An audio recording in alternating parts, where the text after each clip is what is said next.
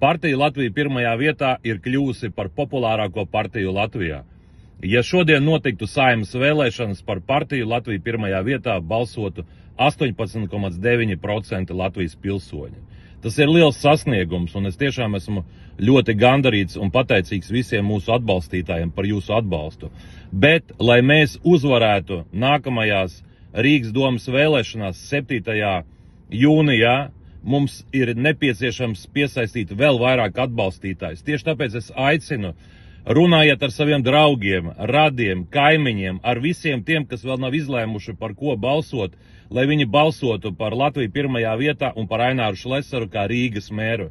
Ja mēs uzvarēsim Rīgas vēlēšanās, tad nākamā gada oktobrī mēs uzvarēsim arī Latvijā.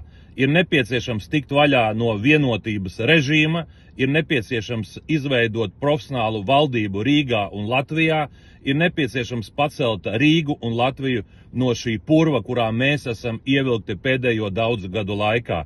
Latvija ir jāattīstās, Latvija ir jābūt bagātai un turīgai valstī. Ir jāpanāk, lai tie Latvijas pilsoņi, kas ir aizbraukuši uz ārzemēm, lai viņi atgrieztos atpakaļ.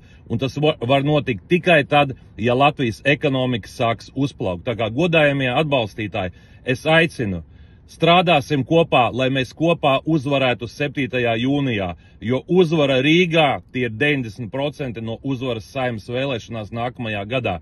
Tā kā strādāsim kopā, un es esmu pilnīgi pārliecināts, ka mums viss izdosies. Paldies!